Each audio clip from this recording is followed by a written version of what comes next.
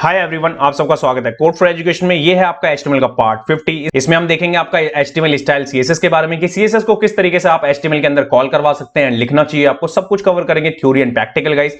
And जैसे कि guys मैंने आपको हर एक वीडियो में बताई है, HTML की फुल ट्यूटोरियल की सीरीज चल रही है। अगर आपकी कोई भी वीडियो मिस हो जाती है तो प्लेलिस्ट का लिंक आपको डिस्क्रिप्शन में मिलेगा। अराउंड हम इसमें मिनिमम 50 वीडियोस बनाएंगे with live example. And guys जब HTML and CSS course complete होगा तब हम इसके अंदर आपका 10 रियल वर्ल्ड के प्रोजेक्ट कवर करेंगे जो कि आपका HTML CSS बेस्ड होगा गाइस। तो जैसे कि आपको पता है ये 50वीं वीडियो है आपकी, तो मैंने मिनिमम आपको 50 वीडियो बोली थी कि HTML के अंदर देंगे गाइस।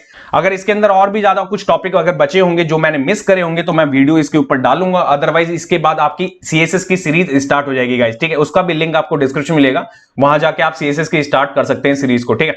अब बात करते हैं यहाँ पे नेक्स्ट है आपका यहाँ पे HTML स्टाइल CSS, ठीक है। HTML स्टाइल CSS के अंदर यहाँ पे इंट्रोडक्शन दिया है मैंने, क्योंकि आप ध्यान से समझिएगा, क्योंकि अभी तक आपने जितना ही पढ़ा है ना, अब उसको मॉडिफिकेशन करने की बारी आ चुकी है। तो CSS है क्या? CSS है सबसे पहले आपका कास्ट कटिंग स्टाइल शीट, जिसकी शॉर्ट फॉर्म बनता है आपका यहाँ पे CSS is used to set the style in web pages the contain HTML elements. जैसे कि यहाँ पे साफ साफ लिखा है कि जितनी भी चीजें आपके HTML एलिमेंट्स की होती है ना, उनको मॉडिफिकेशन करने के लिए ही CSS का यूज करते हैं।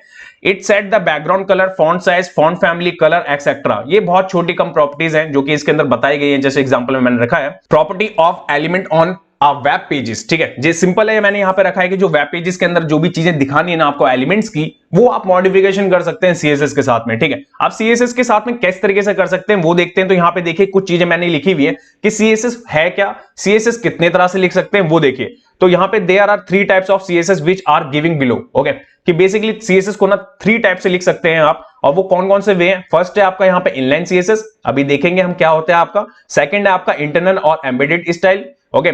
थर्ड है आपका यहाँ पे एक्सटर्नल CSS, ठीक है। अब ये तीनों के तीनों CSS किस तरीके से होती हैं ये तो मैंने अभी इससे पहले वाली कुछ वीडियोस में भी आपको दिखा रखा है। जब HTML की ये जो सीरीज हमने पूरी की पूरी करी है, वहां पे भी कहीं कहीं पे मैंने आपको इनलाइन, एम्बेडेड, ये चीजें तो दिखा रखी हैं। अब बात करेंगे इसके अंदर पूरा का पूरा स्ट्रक्चर कैसे बनाते हैं, ठीक है। तो इससे पहले देख लेते हैं इसके अंदर और भी क्या क्या डिटेल्स मिलती है हमें CSS के अंदर। तो CSS के अंदर इनलाइन वाली CSS क्या है वो समझ लेते हैं पहले। Inline CSS contains the CSS property in the body section attach with the element in known as inline CSS। Basically क्या है कि जितनी भी इनलाइन CSS होती है ना, वो आपकी HTML एलिमेंट्स के ही साथ चलती है, ओके। एंड फर्स्ट वो आपका क्या करता है, अटैच रहती है आपके एलिमेंट्स के साथ में वहां पे की बॉडी सेक्शन के अंदर, ठीक है। This kind of styling is specified with in HTML tag using the style attribute. Basically आप क्या कर सकते हैं, अगर आप इनलाइन CSS लिखते हैं ना, तो ये आप रिस्पॉन्सिव के पॉइंट ऑफ व्यू से नहीं होता सही, आप ध्यान रखिएगा। रिस्पॉन्सिव आपको मैंने ऑलरेडी पढ़ा दिया था, क्यों रिस्पॉन्सिव इतना इंपॉर्टेंट है हमारे लिए। डिफरेंट डिवाइसेस हैं आजकल, उन सबको हमें देख के चलना पड़ता है कि जितने भी वेब पेजेस आप बनाते हैं ना, उनको पूरा का पूरा आपके हर एक स्क्रीन के अकॉर्डिंग होना चाहिए। तो इनलाइन CSS को हम अवॉइड ही करते हैं इतना। बात करें उसके बाद में इसका जो एग्जांपल होता है वो कैसा होता है, तो यहां पे आपको दिख भी रहा होगा। अगर सपोज मैंने P टैग ले लिया, ठीक है, P टैग के अंदर मैंने यहां पे कोड फॉर एजुकेशन रखा है, एंड यहां पे मैंने स्टाइल लिया है, ठीक है। उस स्टाइल के अंदर अगर मैं कलर बता दूं, तो कलर जो होता है ना वो आपका होता है टेक्स्ट का कलर के लिए। और कलर बताने के बाद आप यहां पे देखेंगे तो देखिए ग्रीन कलर का आपको विजिबल भी हो रहा है। बट मैंने आपको बोला ना कि लाइक इनलाइन CSS से हम यहां पे बचते हैं, क्योंकि वो रिस्पॉन्सिव करने में फिर प्रॉब्लम क्रिएट करता है, ठीक है। और साइट ऑप्टिमाइजेशन करने के लिए भी वो सही नहीं होता। अब ये साइट ऑप्टिमाइजेशन क्या होता है आगे चल के देखेंगे जब मैं अपनी सीरीज में CSS वाली में कवर करूंगा, तो ठीक है। अब बात करते हैं इसके बाद में नेक्स्ट है आपका यहाँ पे इंटरनल एंड एम्बेडेड CSS क्या होती है आपकी। This can be used when a single HTML document must be style uniquely. Basically क्या है कि आपका अगर सिंगल पेज है, ठीक है, आप चाहते हैं ज्यादा पेज ना कवर करना, ठीक है, आप चाहते हैं छोटी चीजें उसी पेज के अंदर कवर हो जाए, तब आप इस चीज को यूज कर सकते हैं। The CSS rule set should be with in a HTML file in the head section. अब आपका क्या है कि जो HTML फाइल है ना, उसके रूल्स हैं कुछ, उसके रूल के अकॉर्डिंग आपकी जितनी भी CSS से रिलेटेड चीजें होती है ना, वो हेड सेक्शन के अंदर होती है, जो कि मैंने आपको प्रीवियस फॉर्म के अंदर दिखाया भी था एक बार, ठीक है। एंड जितनी भी आपकी जावास्क्रिप्ट से रिलेटेड चीजें होती है ना, वो आपकी बॉडी पार्ट में होती है, इट मींस की बॉडी के बॉटम पार्ट में, ठीक है।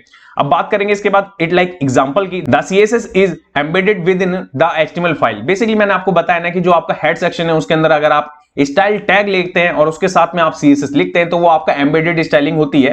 एंड इसके बाद इसका एग्जांपल किस तरीके से है वो देखिए। सपोज आपने हेड लिया, हेड के बाद मैंने अभी तक आपको टाइटल बताया था कि टाइटल लेते हैं और टाइटल वहां पे लिखते हैं, जो कि आपका पेज का नाम होता है। अब उसके बाद आपको क्या करना है, यहाँ पे स्टाइल लेना है। स्टाइल के बाद जो भी आपको क्लास या आईडी जो भी आपने यूज कर रखी है उस एलिमेंट पे, उसके बाद उसको मॉडिफिकेशन कर सकते हैं CSS की प्रॉपर्टी के साथ में, ठीक है।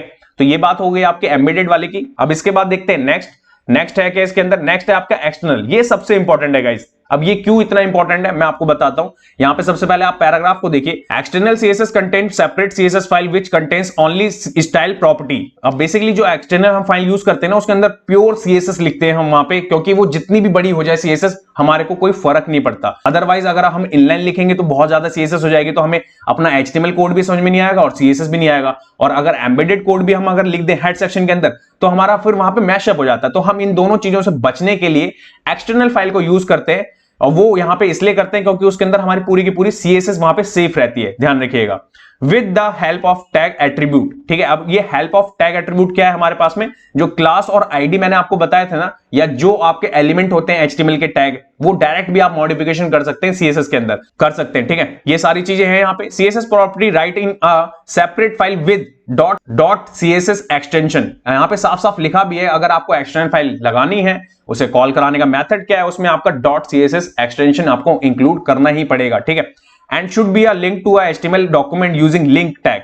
अब आपको मैंने बताया ना लिंक टैग के साथ में इसको कॉल करवाना होगा। अब ये कैसे करवाएंगे अभी हम देखेंगे। This meaning that for each element style can be set only once and that will be applied across web pages. अब बेसिकली क्या है कि जो आपने एक पेज बना लिया, ठीक है, स्टाइल का, उसके बाद आपके पास में मल्टी पेजेस है, आप चाहते हैं सबकी सीएसएस एक ही जगह रहे, तो वो भी कंट्रोल कर सकते हैं आप एक ही पेज से, ध्यान रखिएगा। और इसका एग्जांपल कैसे, तो नीचे आपको यहां पे विजिबल हो भी रहा होगा कि हेड सेक्शन लेना है, टाइटल लेना है, टाइटल के जस्ट बाद में यहां पे आपको दिख रहा होगा लिंक, लिंक के बाद में रिलेशन बताना है आपको, रिलेशन के अंदर आप क्या लिखेंगे यहां पे स्टाइल शीट। क्यों? क्योंकि वो स्टाइल करने के लिए ही है, सीएसएस है ना, मैंने आपको बताया था ना। एंड देन उसके बाद में एचआरईएफ, एचआरईएफ के अंदर आपको पाथ देना होगा, जो भी आपका फाइल का पाथ होगा, ठीक है। अब ये सारी की सारी तीनों चीजें आपने समझी कि तीन तरह से आप सीएसएस को लिख सकते हैं, एंड तीनों को आपका फॉर्मेट किस तरीके से रहने वाला है एक बार टेस्ट कर लेते हैं। चलते हैं यहाँ पे अपने एडिटर पे एंड यहाँ पे एक डेमो देख लेते हैं। सो गाइस यहाँ पे मैं आ गया अपने एडिटर पे। एडिटर पे आने के बाद सबसे पहले मैंने यहाँ पे एक फाइल बना रखी है जिसका नाम है आपका पार्ट 50 HTML स्टाइल css.html, ठीक है। ये वही फोल्डर है जिसके अंदर हमने पूरा का पूरा कोर्स कवर करा है, ध्यान रखिएगा। एंड यहाँ पे आपको क्या करना है, डॉक टाइप, एंड देन इसके बाद है आपका HTML, ठीक है, ये चीज हमने ले ली यहाँ पे। एंड देन यहाँ इसके बाद है आपका हेड, हेड के बाद आप यहाँ पे टाइटल लेंगे, एंड टाइटल में मैं यहाँ पे कर देता हूँ स्टाइल CSS, ठीक है, बस इतना ही लिख लेते हैं अभी।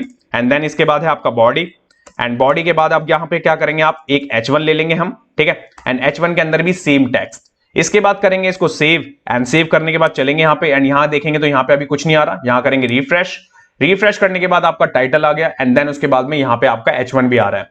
अब बात करते हैं सबसे पहले इनलाइन सीएसएस की, कि इनलाइन सीएसएस किस तरीके से लिखा जाता है। तो उसके लिए आपको यहाँ पे स्टाइल लिखना होता है, कॉलन लगाएंगे, देन इसके बाद में आप यहाँ पे एक ही प्रॉपर्टी को मैं आपको तीनों जगह पे करके दिखाता हूं, बाकी जितनी भी प्रॉपर्टीज है वो तो हम सीएसएस की सीरीज में ही देखेंगे, ओके। उसका भी लिंक आपको डिस्क्रिप्शन में मिलेगा, वहां जाके आप सीरीज स्टार्ट भी कर सकते हैं, ठीक है।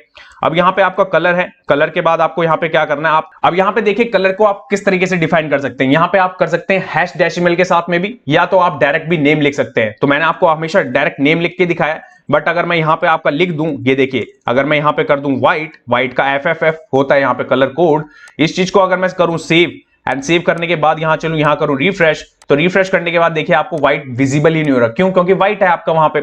अगर मैं इसके साथ में एक चीज और लगा दूं यहाँ पे, तो देखिए किस तरीके से मल्टी प्रॉपर्टी भी आप यहाँ पे लगा सकते हैं। तो वो देखिए किस तरह से आप बैकग्राउंड कलर लगाना चाहते हैं, बैकग्राउंड कलर के लिए मैं यहाँ पे लिख देता हूँ रेड ओनली, ठीक है। इस चीज को करा मैंने, करूंगा मैं सेव, सेव करके चलेंगे यहाँ पे, यहाँ करेंगे रिफ्रेश, रिफ्रेश करने के बाद आपको यहाँ पे विजिबल हो रहा है कि ये आपका पूरा का पूरा रेड कलर का आ रहा है। क्यों? क्योंकि ये पूरा इतना एरिया इसलिए कवर कर रहा है क्योंकि ये ब्लॉक एलिमेंट है, एंड इसका टेक्स्ट आपका यहाँ पे व्हाइट है। ये तो बात हो गई आपकी इनलाइन की, ठीक है। अगर यही चीज मेरे को आपको एम्बेडेड वाले में देनी होती तो कैसे देते? अगर मैं इस चीज को यहां से करूं रिमूव, तो रिमूव करने के बाद में देखिए यहाँ पे इसको कैसे यूज करेंगे, या तो आप एक क्लास ले लेंगे या फिर एक आईडी का यूज करेंगे आप, ओके। तो यहाँ पे मैं क्या करता हूं, यहाँ पे आपका कर देता हूं आपका हेड, ठीक है, हेड लिख देता हूं बस। एंड इसके बाद हेड सेक्शन में चलते हैं, स्टाइल टैग लेते हैं, ओपन एंड क्लोज बोथ रहेंगे यहाँ पे। एंड देन इसके बाद में आपका हेड, हेड के अंदर ये प्रॉपर्टीज जो मैंने यहाँ पे लिखी थी वो यहाँ पे मैंने पेस्ट कर दी, दैट्स इट। इतनी चीज को करूंगा सेव, एंड सेव करके चलेंगे यहाँ पे, यहाँ करेंगे रिफ्रेश। तो देखिए रिफ्रेश करने के बाद भी आपकी प्रॉपर्टी कॉल हो रही है। इसका मतलब अगर मैं यहाँ पे आपको चेंज करके दिखाऊं तो यहाँ पे मैं कर देता हूं ब्लू, ठीक है, ये ब्लू कर दिया मैंने बैकग्राउंड को। इसके बाद चलेंगे यहाँ पे, यहाँ करेंगे रिफ्रेश, एंड रिफ्रेश करने के बाद आप देखेंगे तो देखिए आपका एम्बेडेड भी यहाँ पे वर्किंग है। बट ये छोटे पेजेस के लिए, इट मींस कि छोटे कोड के लिए तो ये सही है, बट अगर आपके पास में बहुत बड़ी वेबसाइट्स है तो उस टाइम पे आप क्या करेंगे? तो इसलिए मैंने आपको कहा कि सबसे ज्यादा जो यूज होता है ना वो होता है आपका एक्सटर्नल सीएसएस। वो कैसे होता है? तो वो देखिए, सपोज मैं इसी चीज को यहां से कॉपी कट कर लेता हूं, ठीक है, एक फाइल बनाते हैं। अब हम उस फाइल का नाम रखेंगे आपका यहाँ पे style.css। ये देखिए style.css रख रहे हैं हम यहाँ पे। मैंने style.css करके एक फाइल बना ली। इस फाइल को मैं यहाँ पे करूंगा कॉल। कैसे? लिंक रिलेशन बताने के लिए मैंने आपको बताया था, स्टाइल शीट है वो आपकी, स्टाइल शीट href के अंदर मैं क्या करूंगा, वो हमारे इसी सेम फोल्डर के अंदर वो फाइल अवेलेबल है। तो मैं यहाँ पे करूंगा style.css, क्योंकि एक्सटेंशन मैंने आपको बताया था कि एक्सटेंशन लगाना मैंडेटरी है, क्योंकि हम CSS की फाइल वहां पे कॉल करवा रहे हैं। ठीक है, और वो फाइल है कहां पे? वो फाइल आपको यहाँ पे विजिबल हो रही होगी, तो देखिए यहाँ पे नीचे सबसे बॉटम में आपको दिख भी रही है। ठीक है, अब बात करें इसके बाद में, यहाँ पे ये है आपकी फाइल। इस फाइल के अंदर अगर वही कोड मैं यहाँ पे रख दूं, ठीक है, एंड इसके बाद में अगर ये चलेगा या नहीं तो आपको दिखाऊं, तो अगर मैं करूंगा यहाँ सेव एंड चलते हैं यहाँ ब्राउजर पे, एंड ब्राउजर पे आने के बाद आप देखेंगे तो देखिए वर्किंग है। अब इसके बाद सपोज मैं क्या करता हूं, यहाँ पे इसका कलर चेंज कर देता हूं। ठीक है, अब मैं कर देता हूं ऑरेंज। देखिए ऑरेंज करा मैंने। ऑरेंज करने के बाद ये फाइल यहाँ पे कॉल है, बस आपको क्या करना है, सेव करना है। सेव करने के बाद यहाँ पे रिफ्रेश करना है।